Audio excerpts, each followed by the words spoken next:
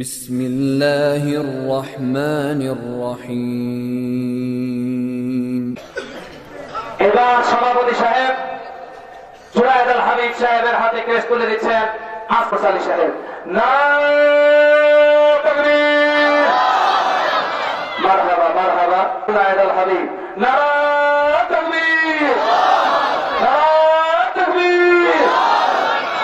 এবার সংগঠনের নেতৃবৃন্দ সকলকে অনুরোধ করব, আপনারা সবাই আমার বয়ানের শেষে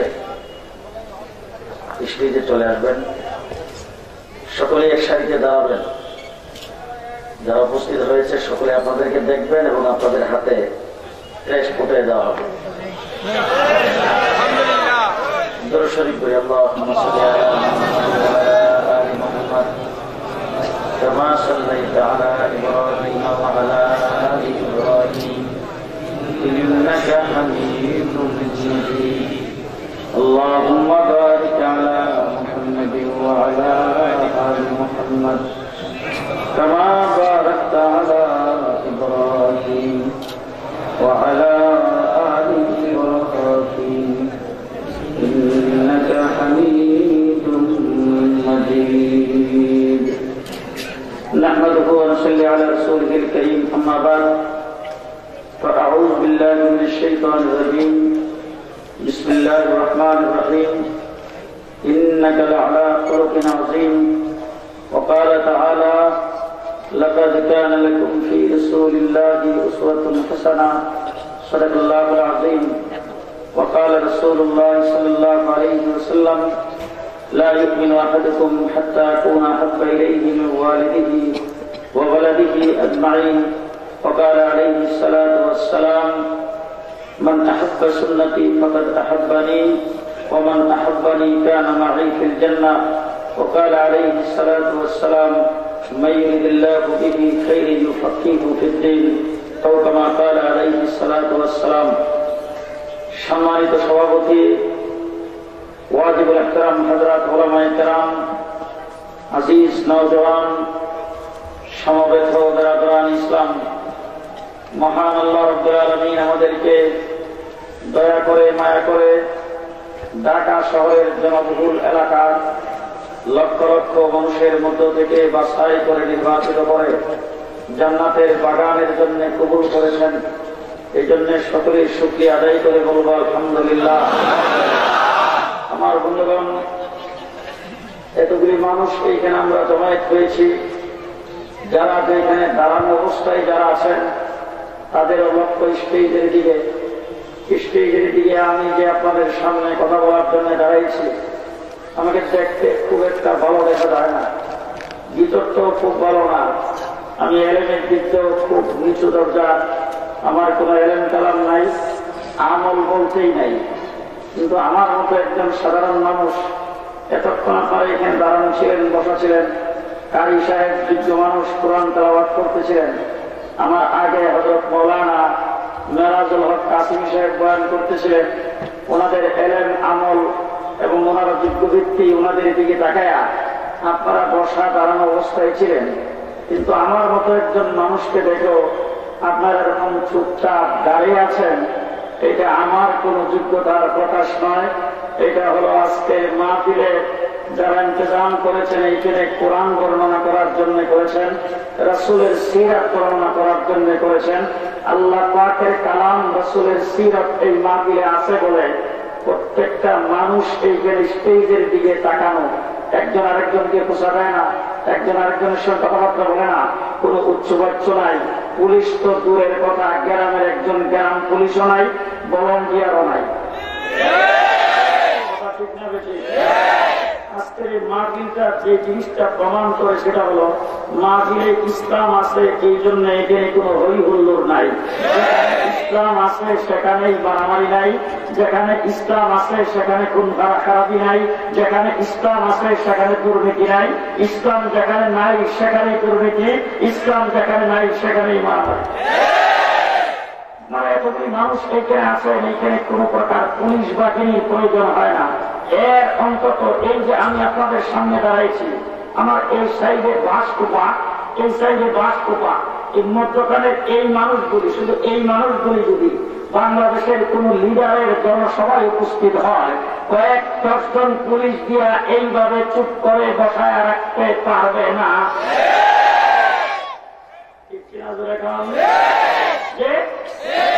তাহলে রাসূলের আদর্শ যেখানে আছে সেখানে শান্তি আসতে বলেন, আসতে। নবী আদর্শ যেখানে আছে সেখানে শান্তি আছে না নাই? আমার নবী মুহাম্মদ রাসূলুল্লাহ সাল্লাল্লাহু আলাইহি ওয়াসাল্লাম আপনারা পোস্টার ভেঙে দেখেছেন, দাওয়াতখানায় দেখলাম সিরাতুন নবী উপলক্ষে আজকের ইসলামী মহাসম্মেলন।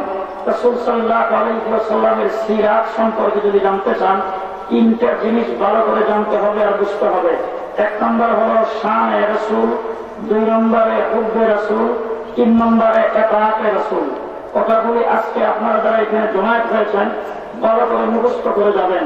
৯৭% মুসলমানের দেশ এই বাংলাদেশ। এই দেশের সবচাইতে বেশি এই দেশের জন্য ভাগ্যের ব্যাপার হলো, এবং এই দেশটা পৃথিবীর জমি আজকে মাথা উঁচু করে দাঁড়াইছেন শুধু একটা জিনিস দিয়ে।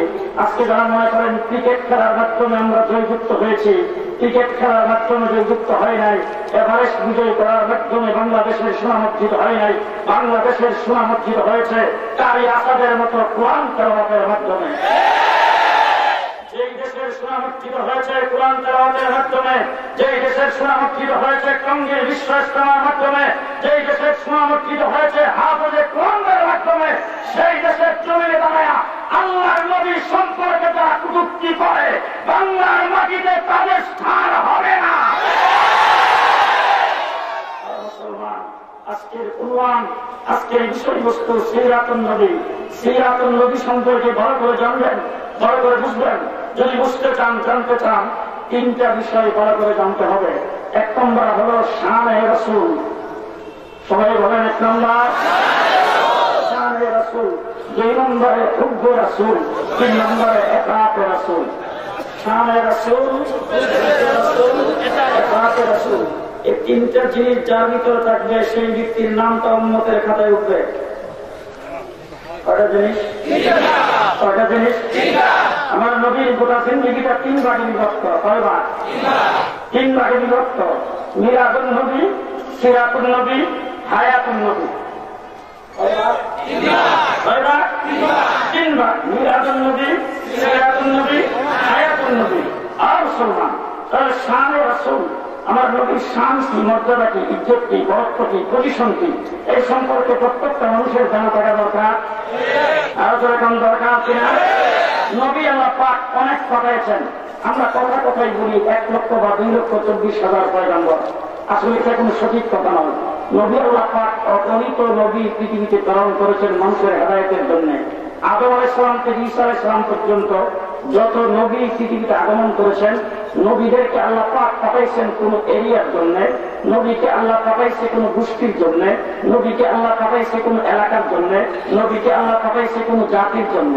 কিন্তু আমাদের নবীর পালা যখন আসছে, আমার আল্লাহ পাক বলেন, ও আমার হাবিব, আপনাকে নবুয়ত দিয়ে প্রেরণ করেছে, আপনার নবুয়তের এরিয়া কতদূর?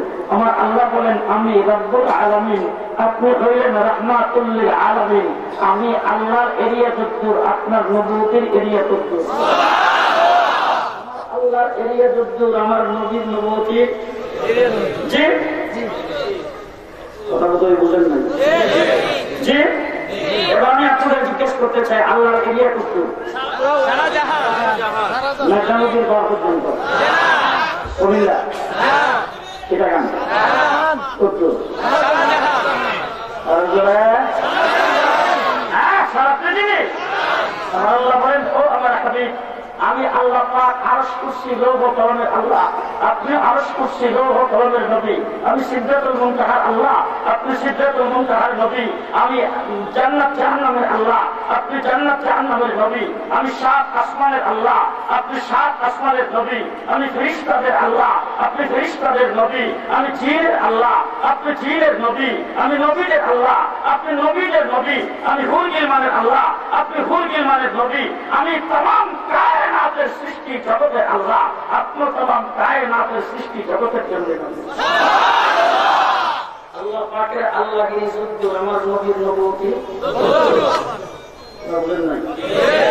আল্লাহ আল্লাহগিরি যেখানে শেষ, আমার নবীর নবুয়তি সেখানে শেষ। সুবহানাল্লাহ। আল্লাহ আল্লাহগিরি যুদ্ধ, আমার নবীর নবুয়তি জি, 7 আসমানের নবী, 7 জমিনের নবী। কথা কি বুঝে আসছে? বুঝে আসছে? মুহাম্মদুর রাসূলুল্লাহ সাল্লাল্লাহু আলাইহি ওয়াসাল্লাম আল্লাহ পাকের হাবিব। শান বুঝেন? শান। আমার নবী আল্লাহ পাকের হাবিব। হযরত ইব্রাহিম আলাইহিস সালাম বলেন আল্লাহর খলিল। একজন খলিল, আরেকজন হাবিব। ভালো করে বুঝেন।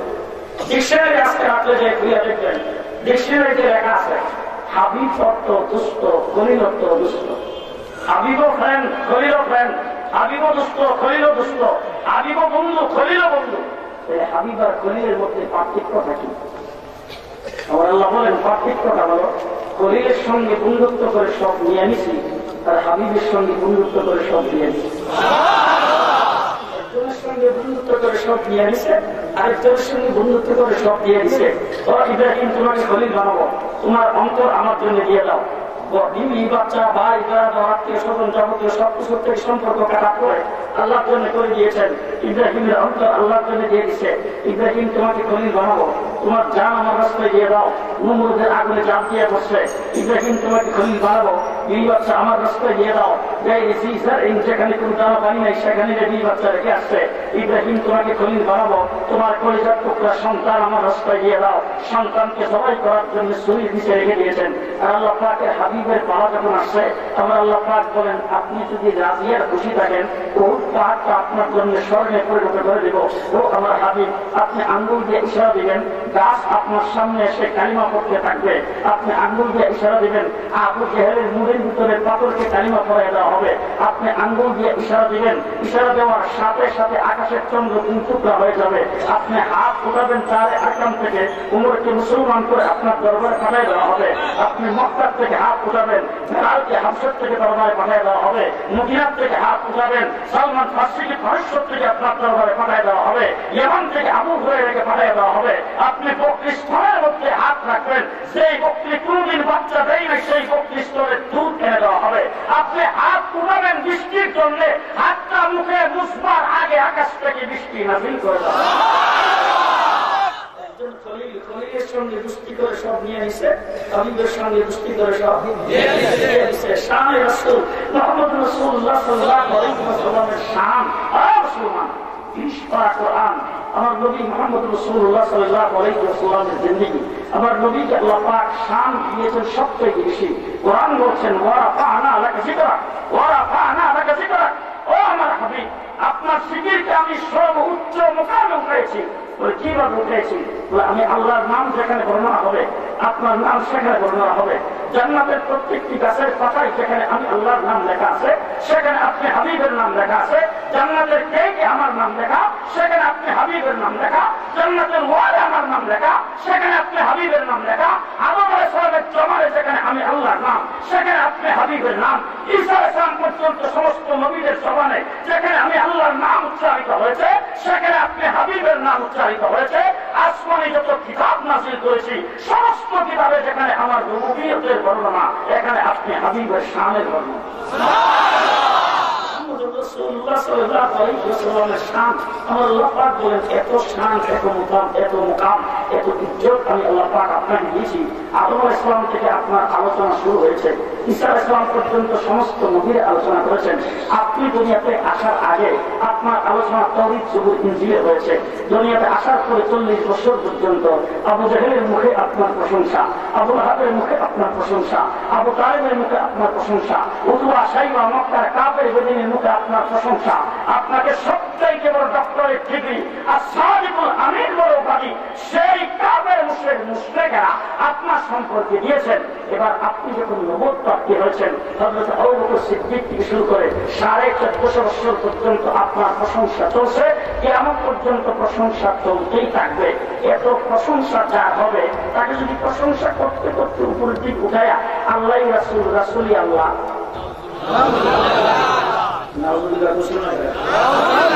আল্লাহ রাসূল, রাসূলই আল্লাহ, এগুলো যদি কেউ বলে ফেলায়, তাই এইটাও আমার নবীর ইজ্জত দেওয়া হবে না, এটাও ঠিক হবে না। আবার নিচে নামাইতে নামাইতে নবীর সিদ্দিকের মতো আব্দুল্লাহ পুত্র মোহাম্মদ ঠিক, মির্জা গোলাম কাদিয়ানীর মতো দিল্লি নবী, ছায়া নবী, গুরুজি নবী, এটাও ঠিক হবে না। নিচে নামাও ঠিক হবে না, উপরে আমার সমকক্ষ করাও ঠিক হবে না। এই জন্য তোমরা যারা আমার হাবিবের প্রশংসা করবে, আমি আল্লাহ পাক তোমাদের শরীয়তে আমার হাবিব কোন স্টেজের, কোন মুকামের, কোন জায়গা, কোন স্থানে, সেই স্টেজের রাইটা যাতে আমার হাবিবের প্রশংসা করতে পারো, এই জন্য আমি আল্লাহ পাক আমার হাবিবকে দুনিয়াতে প্রেরণ করে হাবিবের প্র্যাকটিক্যাল জিন্দেগির জন্য আমি আল্লাহ পাক তার জীবন হিসাবে 30 পারা কোরআন নাযিল করেছি।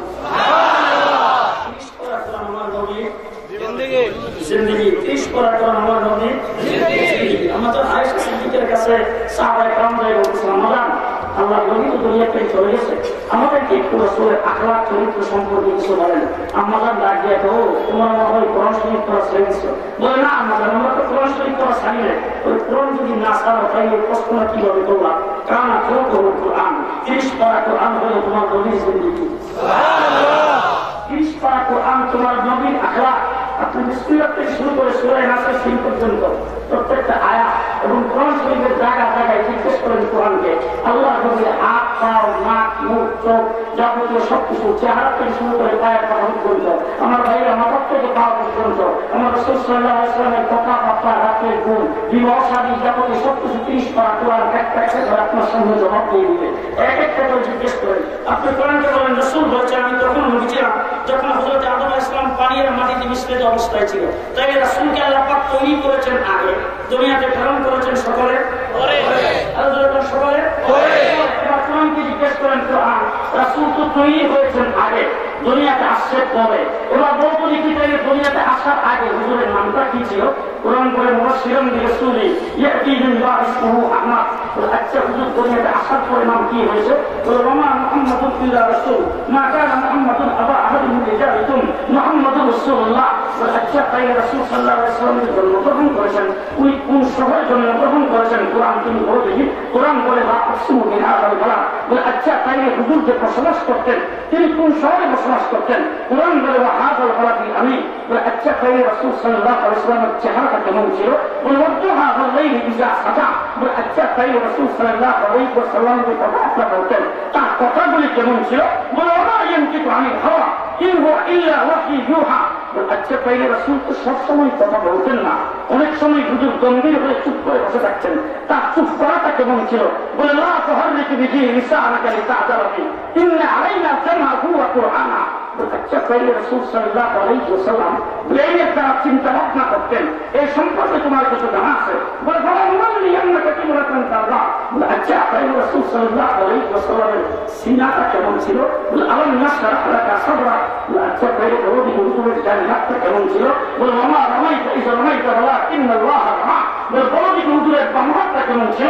বলে ইয়াদুল্লাহি ফাওকা আইদিহিম। হুজুর যে চলাফেরা করতো চলাফেরাটা কেমন ছিল?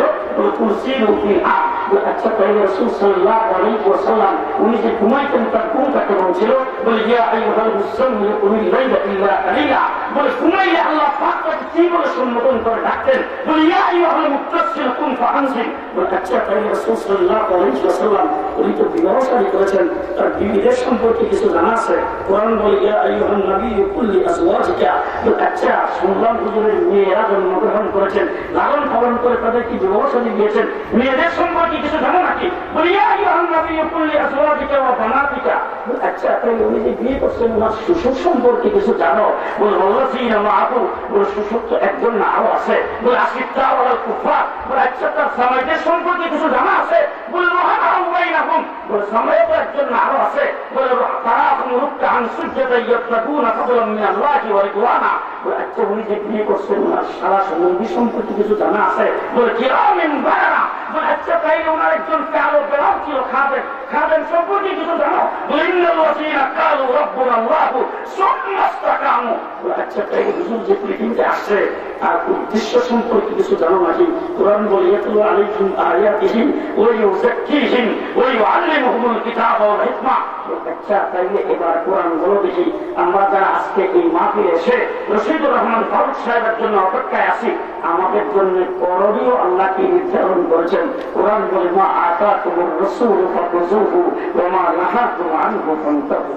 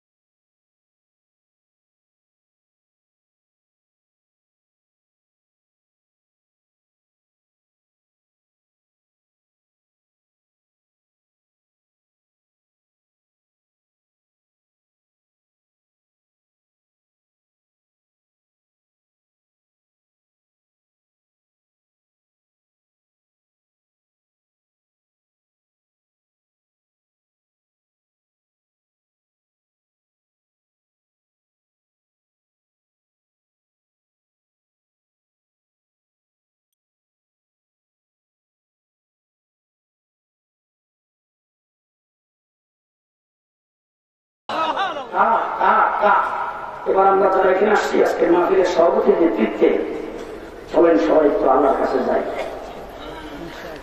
আল্লাহরে থেকে যে আল্লাহ থেকে শেষ তুমি পর্যন্ত অগণিত নবী পৃথিবীকে পাঠাইয়া ওলি আব্দাল গাউস কুতুব আমাদের হযরত হাফিজ হুজুর মুফতি ফজলুল আমিন শেখ সালাম আজিজুল হক শামসুল বাইতুল মুকাররম খতিব এত ওলি আব্দাল গাউস কুতুব ওলামা ইকরাম সবার মধ্যে কি তোমার কাউরে পছন্দ হলো না একা একজনই তোমার হাবিব একজনই তোমার পেয়ারা যাকে তুমি একা সম্বোধন করেছ কা বলে একজনই কি তোমার পেয়ারা আল্লাহকে জবাব দেন আল্লাহ পাক বলেন আমি কেন একজনকে আমার হাবিব আমার মাহবুব বানাবো না গোটা পৃথিবীতে যখন আমার নাম লেনেওয়ালা কেউ নাই আমার দলের চতুর্দিকে 360 ফুট স্থাপন লাখ তুচ্ছার পূজা করে চন্দ্রসূর্যের পূজা করে আমার দর তো করে উলঙ্গ হয়ে আমার ঘরের ভিতরে মূর্তি স্থাপন করা তখন তাম পৃথিবীর কেউ সাথী সঙ্গী নাই সমর্থন করার মতো কেউ নাই একমাত্র আমার হাবিব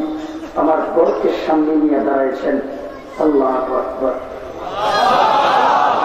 একমাত্র আমার হাবিব আমার ঘরকে সামনে নিয়ে দাঁড়াইছেন আল্লাহু আকবার কুটের নাই গুড়িয়ে পিঠের মধ্যে বেরো হয়েছে তারপর আল্লাহু আকবার বলে দাঁড়ায় সর্বপ্রথম বলছেন সুবহানা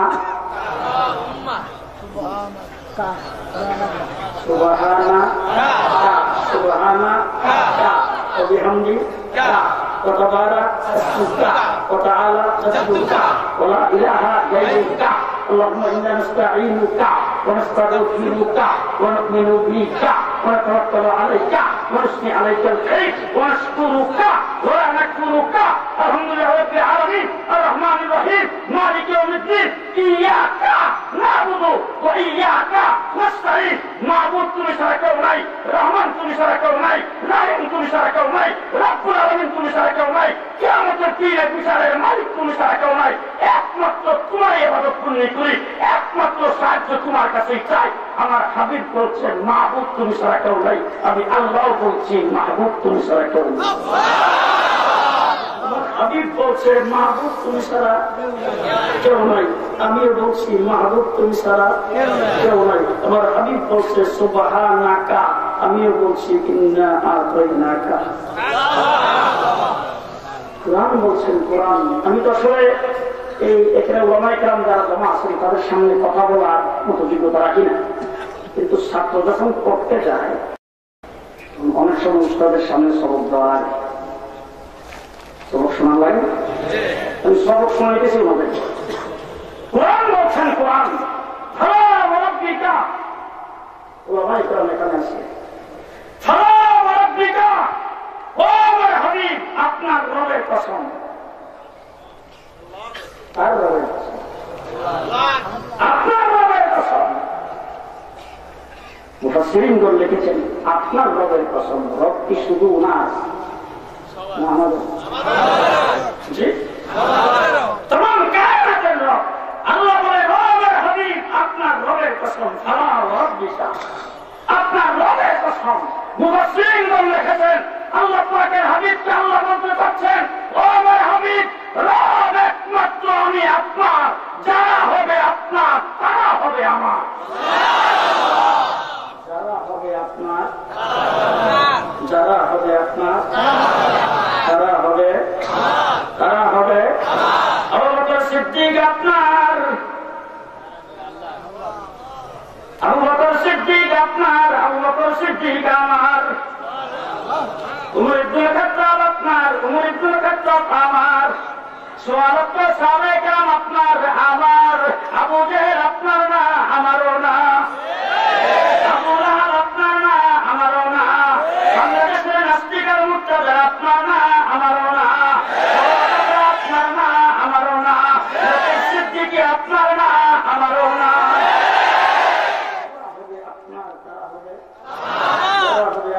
তারা হবে মুহাম্মদ রাসূলুল্লাহ সাল্লাল্লাহু আলাইহি ওয়াসাল্লামের শান। মুসলমান শানে রাসূল ভালো করে শুনেন। আজকে পৃথিবীতে বিশেষ করে আমাদের বাংলাদেশে এই যে আজকে এখানে আসলাম, আসার সময় মনে মনে ভাবছি এই মাসে বোধহয় কোনো রোগী ডুবে এখানে এসে এতগুলি মানুষ কিভাবে বসে আছেন। গতকাল আমি মাগরিবের নামাজে পড়তে মুসলিমজি ইটাখলার থেকে শুরু আমার ব্রাহ্মণবাড়িয়া পর্যন্ত 6টা মাহফিলে বয়ান করেছি, 6টা, এক রাত্রে 6টা। আজকে আল্লাহ পাকের অশেষ মেহেরবানি, আজকের কিন্তু কোরআন হাদিসের বয়ান করতে গেলে অনুমতি লাগে। ঘুমাইছেন না আরো 2টা মাহফিল ছিল, অনুমতি নেই, এই জন্য আপনাদের এখানে স্টেজে বসতেও পারলাম, কথাও বলতেছে। নিম্নপক্ষে প্রত্যেক দিন নিচে 3টা, উপরে কোন কোন রাত্রে 7টাও আছে। যেখানে যাচ্ছি, কথা বলার উদ্দেশ্য হলো যেখানে যাচ্ছি সেখানে পঙ্গপালের মতো হাজার হাজার নয়। গত 14 তারিখে আমার মাহফিল ছিল জুমাপাড়া মাদ্রাসা রংপুর। লোকজন বলছে অন্তত 2 থেকে 2.5 লক্ষ মানুষ হচ্ছে। যেখানে যাচ্ছি সেখানে মানুষের দল মানতেছে। জিজ্ঞেস করতে চাই আপনাদের এখানে মুগদা আসাবো এই এলাকায় যে ঘরের মধ্যে মাল না থাকে সেখানে সুর যায়? দোকানের মধ্যে মাল নাই, শাটার খুলে রয়েছে, সুর দূরের কথা, মধ্যে মধ্যে কুত্তা যায়, সুর যায় না।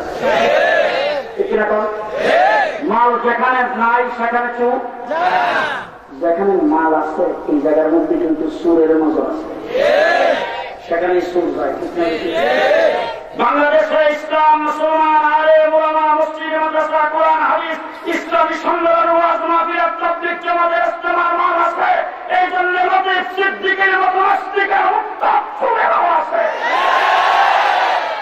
সুরেরা বাংলাদেশ থেকে ইসলামকে জয় করতে চায়, কিন্তু তাদের জানা থাকা দরকার ইসলামের জিম্মাদারি আল্লাহ, জিম্মাদারিটা একমাত্র ভালো করে মনে রাখবেন। যত নবী আল্লাহ পৃথিবীতে প্রেরণ করেছেন, কোন নবীর কাছে আজরাইল অনুমতি নিয়ে আসেন?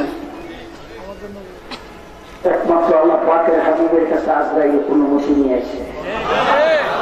বাইরে খাড়া, ভিতরে আসার জন্য দরজায় আওয়াজও দেয়। জিবরাইল আমিন এসে রাসূলের কাছ থেকে শেষ বিদায় দিতে জিবরাইলের দেখে আজরাইল কয়, ভাই জিবরাইল, আমি কিন্তু ভয়ে দরজায় আওয়াজও দেই না, খাড়া আছি। কেন? কারণ আল্লাহ আমায় ফাটাইছে নেওয়ার জন্য, এখন ভিতরে ঢুকতাম কেন? আল্লাহ হাবিব,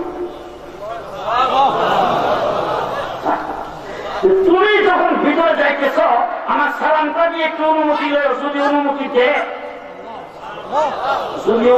দে ভিতরে যাইতাম। জিবরাইল আমিন যে আল্লাহ পাকের হাবিবকে বলেছেন, হুজুর আজরাইল আলাইহিস সালামের সালাম তিন বাইরে খাড়া আছে, আপনি অনুমতি দিলে ভিতরে আইতো। আহা, আল্লাহর হাবিব ওই মুহূর্তে আমাদেরকে বলে নাই।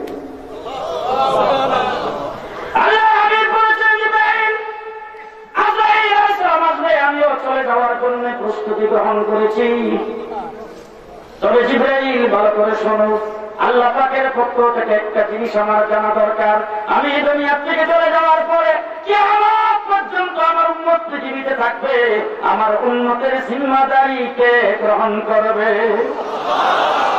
উম্মতের জিম্মাদারিটা কে গ্রহণ করবে তা আল্লাহর পক্ষ থেকে জানলে তারপর আমি যাব।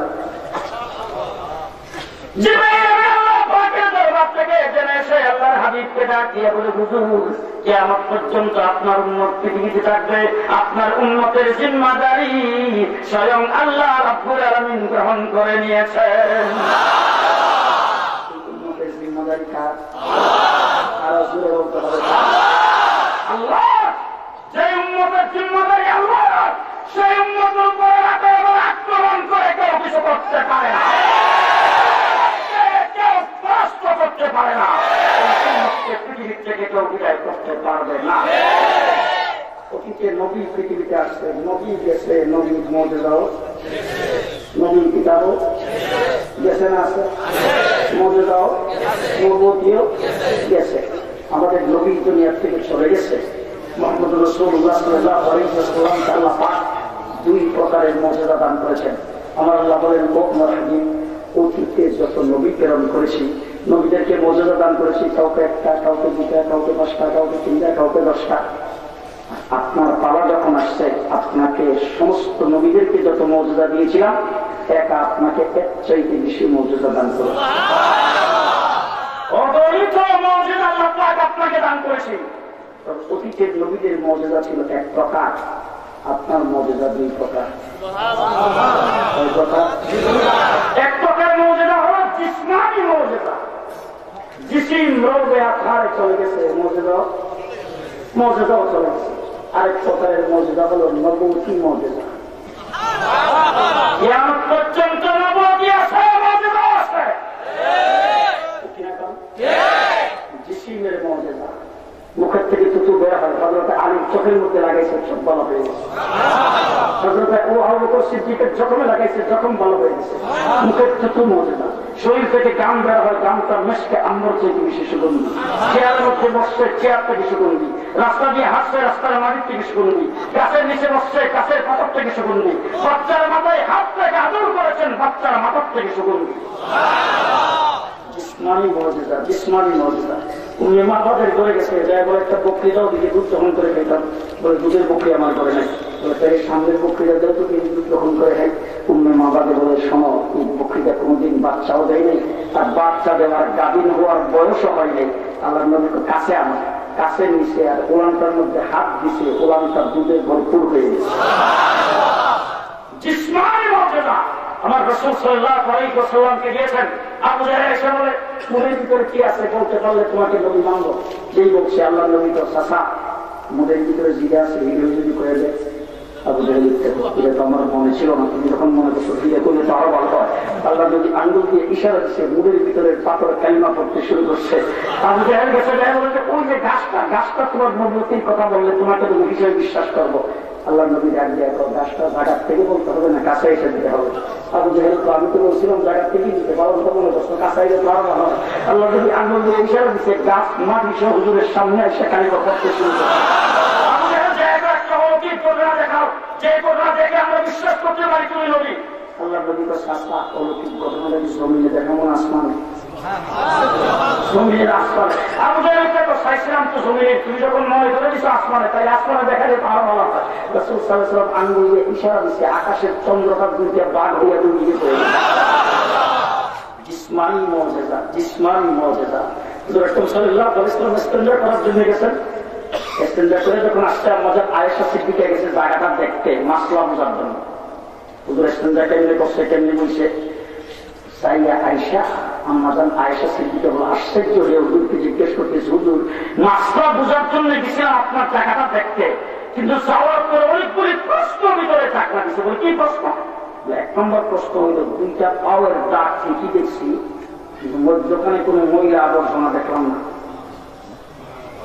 দ্বিতীয় নম্বর প্রশ্ন হইল, মহিলা আবর্জনা নাই, কিন্তু মধ্যখানের জায়গাটার থেকে মেশকে আম্বর চাইতে বেশি সুগন্ধি আসে। জিসমানি মুজিজা, জিসমানি মুজিজা। মুহাম্মদ রাসূলুল্লাহ সাল্লাল্লাহু আলাইহি ওয়াসাল্লাম আল্লাহর নবী হাত লাগাইছে, 3 জনের খাবার 1400 মানুষ খায় ফেলছে।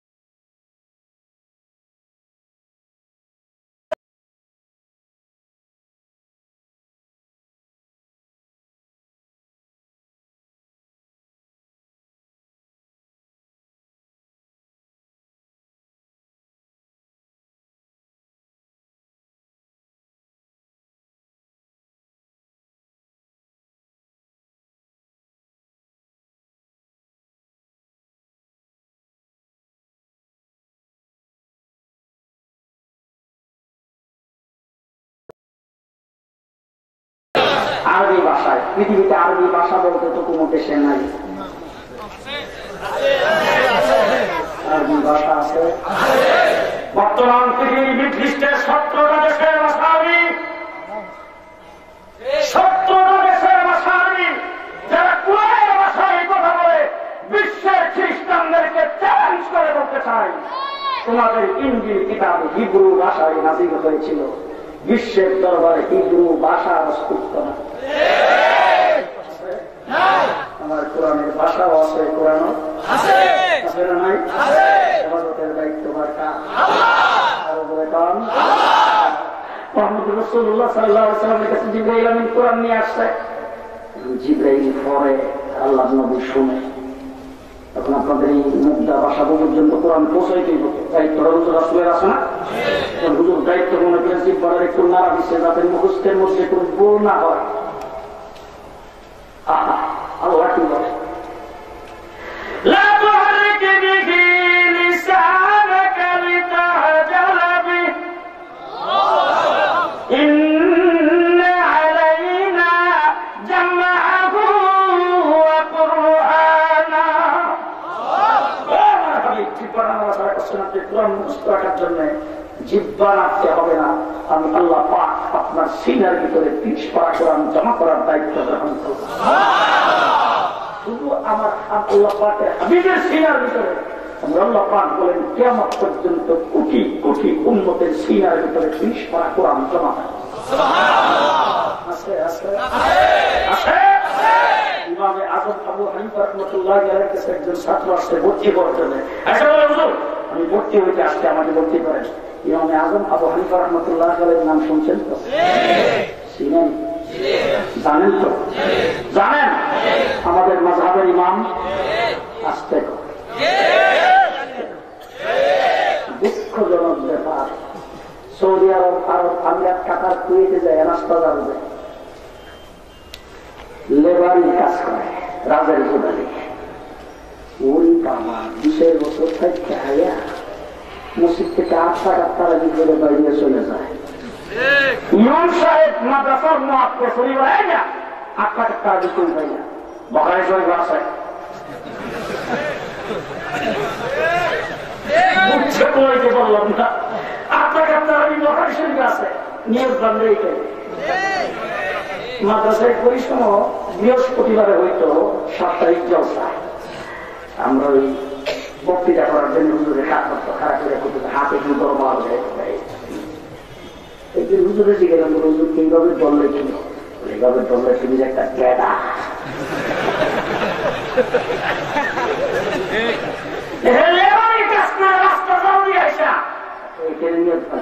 আমি করে ডাক দিয়া মসজিদের শীষ দলের দিল।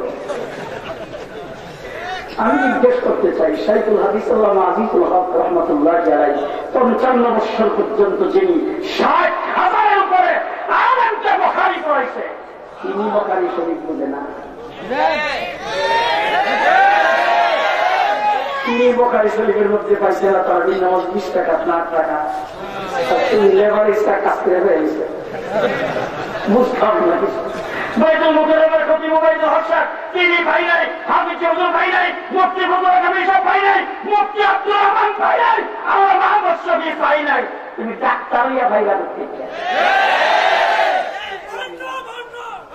ডাক্তারের কাজ হলো ইঞ্জেকশন দেওয়া, ডাক্তারের কাজ হতো ডাক্তারের কাজ ইঞ্জেকশন দেওয়া, ডাক্তারের কাজ হলো মূলমূত্র পরীক্ষা করে রোগ নির্ধারণ করে দেহের চিকিৎসা। আজ পর্যন্ত আপনাদের কোন মহল্লার মসজিদের ইমাম এই কথা বলছে আগামীতে থেকে ইঞ্জেকশন দেওয়ার দরকার হইলে আমাদের করিয়ে না কইছে কোনদিন প্রস্তাব পায়খানা সকালবেলা লইলেন পরীক্ষা করে দিলেন কইছে আমার কাছে ওষুধ আছে বলে আয়ের ডাক্তারি করবো কইছে কোনদিন? আমাদের আগে মনে হয় কেন মসজিদের ইমাম কোনদিন তোমার ডাক্তারি করতে চাই না, তুমি ডাক্তারে হতো চাই রাখুন সামনে কি কথা না। ইমামে আযম আবু হানিফা রাহমাতুল্লাহি আলাইহি বরাবর মনে রাখবেন 13 লক্ষ মাসআলা কোরআন হাদিস থেকে তিনি বের করেছেন। 13 লক্ষ মাসআলা তিনি বের করেছেন। ইমামে আযম এই উম্মতের সর্বপ্রথম ফকিহ, এই উম্মতের সর্বপ্রথম মুক্তাদা, এই উম্মতের সর্বপ্রথম ইমাম ইমামে আযম রাহমাতুল্লাহি আলাইহির কাছে ছাত্র কাছে ভর্তি হয়ে যায়, হুজুর আপনার কাছে ভর্তি চাইছি। হুজুর কও দেখো তুমি কি কোরআনে হাফেজ? বলে না হুজুর। বাবা ভাই আমি তো হাফেজ ছাড়া ভর্তি করি না, কারণ আমার এখানে হাদিস পড়াই আর মাসলা মাসাইল পড়াই, হাফেজ হওয়া দরকার। এই কথা বলার পর ছাত্রটা চলে গেছে। 1 সপ্তাহ পরে আসা হুজুর গত সপ্তাহে আসছিলাম, আপনি আমার বলছিলেন যে হাফেজ ছাড়া ভর্তি করেন না। 1 সপ্তাহে 30 পড়া কোরআনের হাফেজ হয়ে আসছে, আমাকে ভর্তি করেন। 1 সপ্তাহে 30 পড়া কোরআনের হাফেজ। হুসাইন আহমদ মদনী রহমাতুল্লাহি আলাইহি মালকার জেলখানার ভিতরে উস্তাদ মাহমুদ হাসান দেওবন্দি রমজানের চাঁদ উঠতেছে, বিকালবেলা চাঁদ উঠবে, সকালবেলা উঠে উস্তাদ শাগিদের সঙ্গে বলতেছে, বাইরে যখন ছিলাম খতমে তারাবি পড়তাম। আজকে জেলখানার মধ্যে মালটার দ্বীপের মধ্যে আটকা থাকা অবস্থায় খতমে তারাবি পড়ার থেকে বঞ্চিত হবো? মুসলমান সাগরিক হুসাইন আহমদ মাদানী দলের কোনার মধ্যে কোরআন শরীফ নিয়ে বসে গেছে, দৈনিক এক পারা মুখস্থ করে রাত্রেবেলা তারাবির নামাজে এক পারা শুনেছেন, 30 দিনে 30 পারা মুখস্থ করে মুখস্থ শক্তি কে দিয়েছে?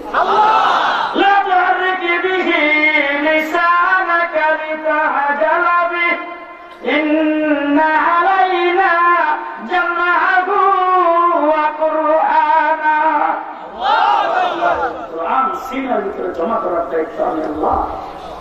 আস্তে আস্তে রাখবেন ভালো করে। আমাদের বুজুর্গের দিনের কাছে কোরআন সম্পর্কে চ্যালেঞ্জ আসছে। চ্যালেঞ্জ কি চ্যালেঞ্জ? তোমাদের কোরআন নিয়ে আসা আগুনে নিক্ষেপ করবো, আমাদের বাইবেল আগুনে নিক্ষেপ করবো, দেখি কোনটা জলে আর কোনটা থাকে। যেটা জলে সেটা মিথ্যা, আর যেটা জলে না সেটা হইল হক। বুজুর্গের দিন চ্যালেঞ্জ গ্রহণ করেছে। নিয়ে যখন গ্রহণ হয়েছে তখন তাদের যারা মাথাটা বইয়া একজন আরেকজন তিনি জানো যে কোরআন তো সব সাধারণ কাগজে লেখা। এই সাধারণ কাগজে লেখা কোরআন আগুনে আগুনে জন্মে এদের কাছে সমস্ত মাল লেখা, তাদের সহ্য অস্ত যায় না, তাদের কাছে বিশাল বড় রাষ্ট্র, তাদের কাছে সমস্ত কারিগরি।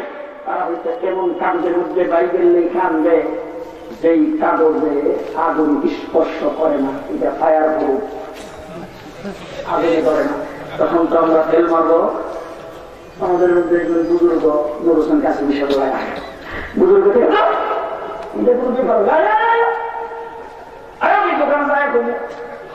দোকানে গেছে কোরআন শরীফ বুকের মধ্যে ধারণ করা, বুজুর্গের সামনে যায় আগে তোমরা তোমাদের বাইবেল নিয়ে আসো, আমরা আমাদের কোরআন নিয়ে আসি, তবে তোমাদের কথার সাথে আমরা একটু এক করতে চাই, একটু জোড়া দিতে চাই। বলে কি জোড়া?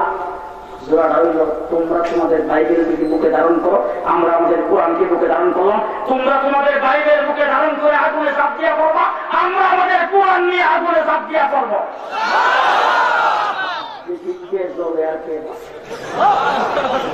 বেতনের দিকে একটাও টাকাই নেই, সব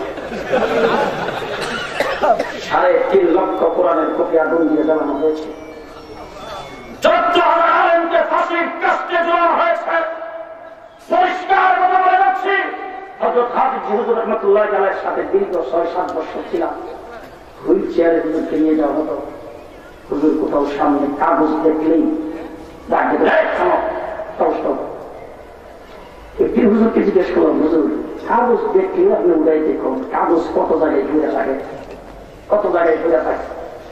হাফিজ হুজুর রাহমাতুল্লাহ আলাইহি চোখের পানি ছেড়ে দেখো, এই কাগজের মধ্যে আল্লাহর কালাম লেখা। সুতরাং কাগজকে সম্মান করে ইজ্জত করো, কাগজের মধ্যে আল্লাহর কালাম লেখা।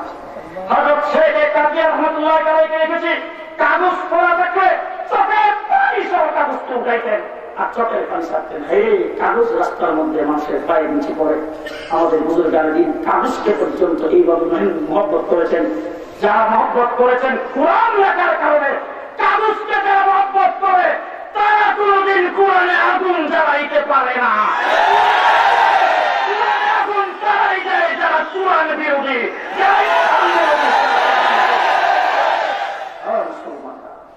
কোরআন আল্লাহ পাকের কালাম আমাদের কাছে সবচেয়ে বেশি প্রিয়। কথা বলেন 81 সনে 1981 সনে রাষ্ট্রপতি নির্বাচনে দাঁড়াইছেন। মার খাইল বটগাছ।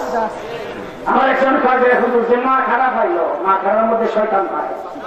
আমি বললাম দেখো শয়তানকে ছাড়াইবার জন্য যার সুখ দেওয়া লাগে আমরা এই জন্য আমি যদি মা খারাপ হয়েছে শয়তান যে গাছ ওটাকে এখান থেকে দূরে সরাই দেওয়া যাবে, আর আসবে না। হাবিজ হুজুরের মা খাইল বটগাছ, বাইতুল মুকাদ্দাস দক্ষিণ দিকে হাবিজ হুজুরের নির্বাচনী জনসভা। ব্রাহ্মণবাড়িয়া মাদ্রাসায় তখন করি, বন্ধু বান্ধব কিছু সাথে নিয়ে সিটাগান মেরে উঠছি, হুজুরের জনসভায় আসবো।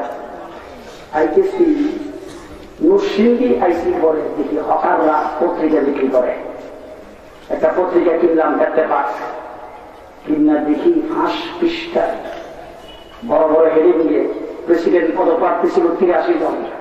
এক একজনের বক্তৃতা, এক সাগর রক্তের বিনিময়ে অর্জিত বাংলাদেশ, সেই রক্তে দেখা যাবে যদি চাউলের দাম 4.5 টাকা কেজি থাকে, আমি নির্বাচিত হলে চাউল হবে 2.5 টাকা কেজি। আরেকজন বলছেন 30 লক্ষ শহীদের অর্জিত বাংলাদেশ, সেই দেশে লবণের কেজি কেন হবে 12 আনা? আমি নির্বাচিত হলে লবণ হবে 4 আনা কেজি। একজনে বলছে পেঁয়াজ, আরেকজনের তেল, আরেকজনের চাউল, আরেকজনের লবণ। আমরা তখন ছাত্র তোমার কাছে করি, রাজনীতি করি না, একজন আরেকজনের দিয়ে খাইছে। 2.5 টাকা কেজি চাউলের যে ঘোষণা দিচ্ছে বুক তোমার ঘেরে দিব।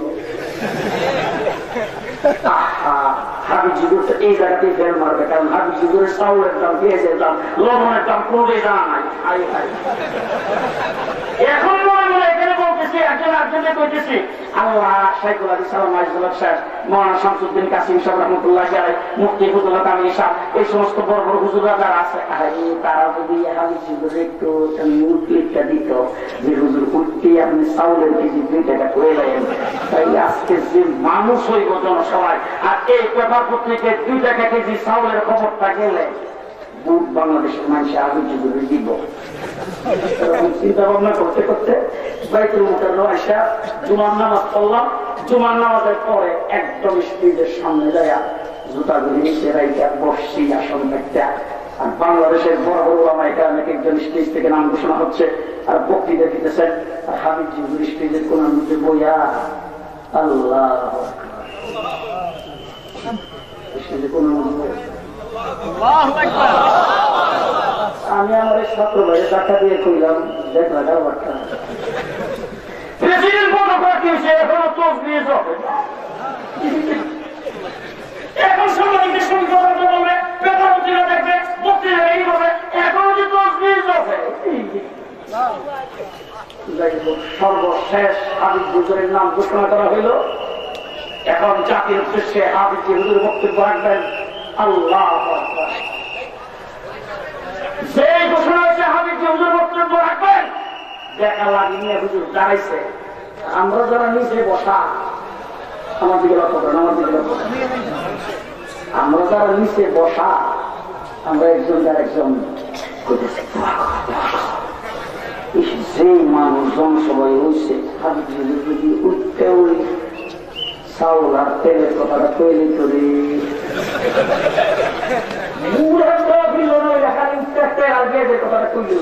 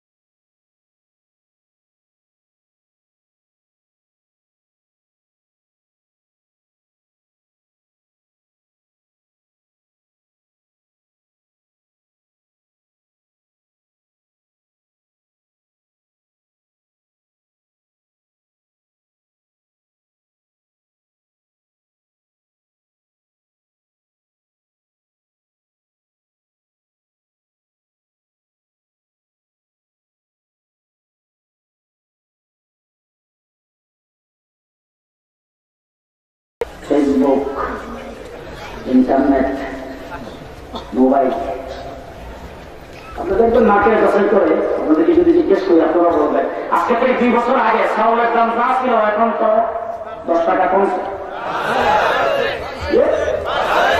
আছে তেলের দাম কমছে, পেঁয়াজের দাম, লবণের দাম, কাঁচামরিচ, শুকনো মরিচ, হ্যাঁ বাড়ছে বাড়ছে। গ্যাস বিল আসতে, কারেন্টের বিল, পানির বিল, রিক্সা ভাড়া, টেম্পু ভাড়া, বাস ভাড়া, সিএনজি ভাড়া বাড়ছে। ওরা জিজ্ঞেস করতে চাই টেলিভিশনের দাম, মোবাইলের দাম, 600 টাকার মোবাইলের সেট, ওরে বাবা, ইন্টারনেট, ফেসবুক, রেডিও, টেলিভিশন, সবকিছু। 100 টাকার সিম কার্ড, 100 টাকার টপ 10 টিভি। ছেলেটার বয়স 7 বছর, পরে ক্লাস 2, স্কুলের ড্রেস পরায়া বাচ্চা ওরে মা ওরে ঠিকঠাক করে দিছি স্কুলে যাইতে। ওই সমস্ত ছেলেরা কিন্তু বাপ মার কাছে কিছু চাইবার আগে কাম দেয়। কি স্কুলে যাবে দরজার মধ্যে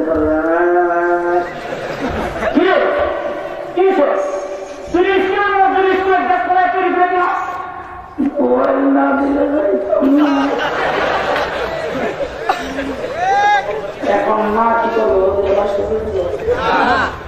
মা ওরে কুলে নিয়ে দিলে সুমুখে দিয়া বাবা এবার স্কুলে যাও, তোমার আব্বু 20 টাকা আইলে আজকেই তোমার আব্বুর কোনো কালকে মোবাইল কিনা দেয়। স্কুলে পাঠাইছে, অন্যদিন স্কুল থেকে আয়ে বিকাল 5টা, আজকে 3টার সময় আয়ারে মা রাস্তা ধরছে, মা ভাগ করে গেলে হ ভাগ করে মা ভিতরে হেও ভিতরে মা ভিতরে হেও ভিতরে, সেখানে একজন আমার মোবাইল আমার মোবাইল আমার মোবাইল। রাত্রে বেলা বেগম স্বামীরে ডাক দিয়ে একটা দেখা, ছেলেটারা যদি মোবাইল কিনা না দাও কেউ পর্যন্ত শেষ।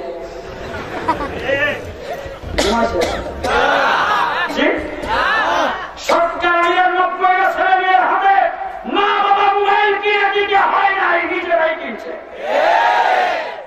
ইন্টারনেট গুলো বাবা চালু করে দিচ্ছে, ফেসবুকটা মতো খুলে দিচ্ছে বাবা। আমরা কাছে এসে গল্প করে হুজুর আমি মোবাইল আইলে বোতামটা টিপটা দরকার আর নাম্বারটা টিপটা করতে পারি, আর আমার যে 7 বছরের ছেলেটা আমার মোবাইল ডিস্টার্ব করলে হেরাতে দিলে হ্যাঁ টিপ দাও।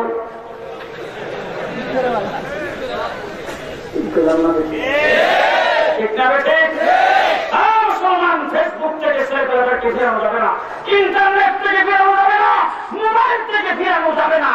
মোবাইল, ফেসবুক, ইন্টারনেটের বিতর্কে চরিত্রের সংশোধন হওয়ার রাস্তা কি? শেষ কথা বলি, এখান থেকে একটা গাড়ি আমাদের এখানে অনেক গরু বাস করে, তো আমাদের মতো বাংলা গাড়ি দিয়ে কিন্তু চলে না, এরা জাপানের কোম্পানি থেকে গাড়ি অর্ডার দিয়ে কিনছে। গাড়ি একটা কিনছে বা অর্ডার জানানো আছে, গাড়িটার রং গাছের উপর দিয়ে গাড়িটা ঢুকা সেই ইন্ডিয়ার রিক্সা জায়গাতে অ্যাক্সিডেন্ট করে, এত সুন্দর রং ভিতরের ভিতরে সন্ধ্যা, যেই দেখে রাস্তার কিনারে দরজাটা যদি খুলতো ভালো করে দেখতাম। সিটের মধ্যে বই বছরের মধ্যে আসে গুণ ইঞ্জিন, যে এটা 5 বাংলাদেশে পাওয়া যায় না, বিদেশ থেকে অর্ডার দিয়ে আনার লাগে, এত দামি ইঞ্জিন। চাক্কা আছে, আমার গাড়িটা পুরোটা বিক্রি করলে একটা চাক্কার দাম, এত দামি চাক্কা। ড্রাইভার একটা গাড়ি সারাই করে স্টারিং এর জ্বললে গাড়ি অটোমেটিক চলে, এত ভালো ড্রাইভার। এই মুখটা থেকে রওনা এসে যাইব মতিঝি, কিন্তু ব্রেক নাই।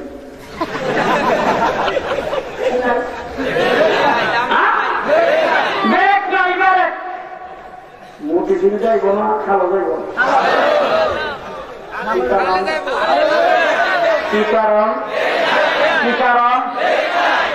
মুসলমান ইন্টারনেট ভালো, ফেসবুক ভালো, ডিজিটাল ভালো, মোবাইল ভালো, সবগুলির মধ্যখান দিয়ে যদি কোরআন শিক্ষার ব্রেক না লাগানো হয়, যুবক যুবতীদের চরিত্র শেষ হয়ে যাবে। আজকে বাংলাদেশে সাহস কত, বাংলাদেশে বাড়িতে বসবাস করে দেশে রাজনীতি করে বলে মসজিদ মাদ্রাসা তালা লাগিয়ে দিয়ে দেশে অরাজকতা বন্ধ হবে। ভাই বলতে চাই, মসজিদে 5 ওয়াক্ত নামাজ আদান হয়, মসজিদে জামাত হয়, মাদ্রাসাগুলিতে কোরআন শিক্ষা হয়, এই কারণে দেশ চলছে, নজরে 1 মিনিটও চলবে না। সেখানে শান্তি, যেখানে মসজিদ সেখানে শান্তি, যেখানে মাদ্রাসা সেখানে শান্তি, যেখানে কোরআন সেখানে শান্তি, যেখানে ইসলাম সেখানে শান্তি, যেখানে আলেম ওলামা ইকরাম সেখানে শান্তি। মুজিজার কথা বলছিলাম 5টা, কয়টা? 1 নম্বরে 30 পারা কোরআন, 2 নম্বরে আল্লাহর নবীর হাদিস, 3 নম্বরে ওলামা ইকরাম, 4 নম্বরে মসজিদ, 5 নম্বরে মাদ্রাসা। এই 5টা মুজিজা পৃথিবী 1 সেকেন্ডের জন্য খালি হবে না, কিয়ামত পর্যন্ত থাকবে, কেউ খালি করতে পারবে না। নবীর সঙ্গে নবীর কটূক্তিও কুফর, নবীর মুজিজার কটূক্তিও কুফর, নবীর বিরোধিতাও কুফর, নবীর মুজিজার বিরোধিতাও কুফর। নবীকে যদি আক্রমণ করে এটা যেমন কুফরি, নবীর মুজিজাকে কেউ আক্রমণ করলে সেটাও কুফর। জিজ্ঞেস করতে চাই, হযরত সালেহ আলাইহিস সালাতু ওয়াস সালামকে তার উম্মতরা এসে বলতেছেন, হুজুর আমাদেরকে একটা কোনো অলৌকিক ঘটনা দেখান, মুজিজা দেখান, আমরা আপনাকে নবী হিসেবে মানবো। নবী ইশারা দিছে, পাথর ফাইটা তারপরে উটনি বেরিয়েছে, সেই উটনির ট্রেন কেটেছে, কোরআনে তার দর্শন ঘটনা আছে, উনি বিস্তারিত বর্ণনা করতে চাই না। উটনির পাও কেটে দিছে। সালেহ আলাইহিস সালাম বলছেন, কমবক্তের দলেরা নবীর মুজিজার সাথে বিয়াদবি করেছে, প্রস্তাবিত করেছে। 3 দিন পরে 4th দিনের মাথায় তোদের উপর আদা আসবে। ঠিকই 4th দিনের মাথায় আদা আসছে। আমি জিজ্ঞেস করতে চাই, সালেহ আলাইহিস সালামের মর্যাদা বেশি না আমার নবীর মর্যাদা বেশি? আরো পরিষ্কার করে বলবেন, সালেহ আলাইহিস সালামের নবীর মুজিজার দাম বেশি না আমার নবীর মুজিজার দাম বেশি? তাই তাকে যারা কোরআনের উপর আক্রমণ করবে, মসজিদে মাদ্রাসা আলেম ওলামা ইকরামের উপর আক্রমণ করবে, একজন রেহাই পাবে না, রেহাই পাবে না। আল্লাহ নবীর 5 মুজিজা কিয়ামত পর্যন্ত থাকবে। আল্লাহ পাক আমাদেরকে এইগুলি সমর্থন করে এইগুলির জন্য মুক্ত হয়ে থাকার তৌফিক দান করে। আলহামদুলিল্লাহ রাব্বিল আলামিন। আসসালামু আলাইকুম।